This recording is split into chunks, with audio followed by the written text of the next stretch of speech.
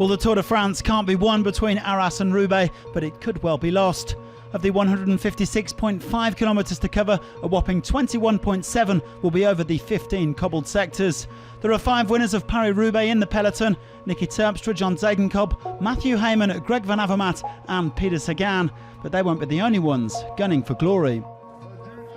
Well, the riders had been gearing up for this mini Hell of the North long before the Tour started, and it was a frantic start to the stage. There was a major GC casualty shortly after a group of 10 riders got away at the front.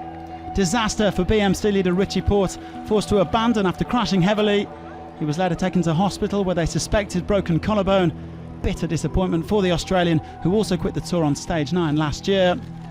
The breakaway getting to the first of 15 cobbled sectors, and some strong riders in there as well: Thomas de Gendt, Omar Fraile and Chad Haga.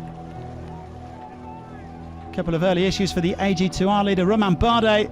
Frenchman had to change his bike not once but twice after a series of mechanicals. Elsewhere, Dylan Groenewegen, the winner of stages 7 and 8, went to ground, as did Sky's Egan Bernal. A big spill causing a split in the peloton. Sky choosing to put the hammer down at the front and pulling away with Van Avermaet and Sagan. Vincenzo Nibali, Rigoberto Urán and Adam Yates left behind in the second group. Terpstra, the 2014 Paris-Roubaix winner, was the next man to hit the deck. He finished over 16 minutes down. A couple of escapees struggling to keep up here: Nicolas Ede and Jérôme Cousin.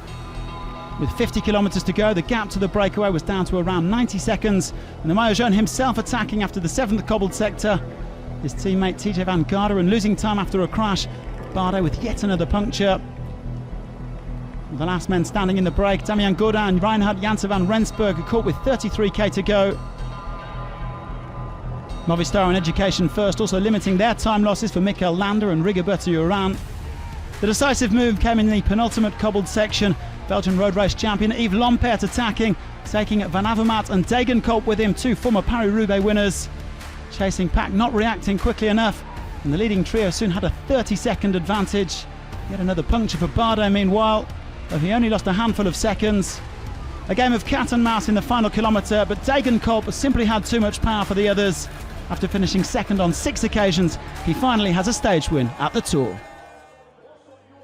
Pure delight for Degenkolb then, but this night's stage was an emotional roller coaster for BMC. The Americans kept hold of the yellow jersey after another fine performance from Van Avermaet. That's now 7 days in a row for the Olympic champion. But on the other, they lost their leader, and they'll now have to gear up for the mountain stages without Richie Porte, who was understandably distraught to have to quit on stage 9 yet again.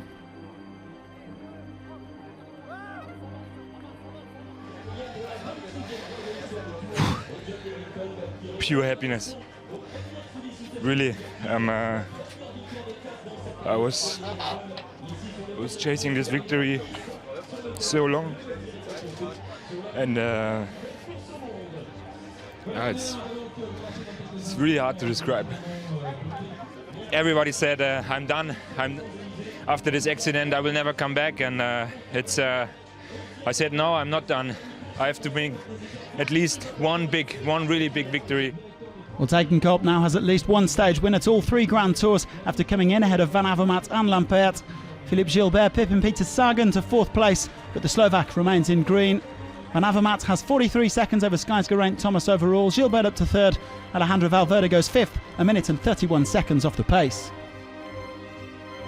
After a well-deserved rest day in Annecy on Monday, the Tour resumes with a first real mountain stage on Tuesday. The climbers will tackle the Hors category Plateau de Glières, 6 kilometres at over 11%, as well as 3 Category 1 cols, the Coiffry, Rome and the Colombière, before a downhill run into Le Grand Bornand.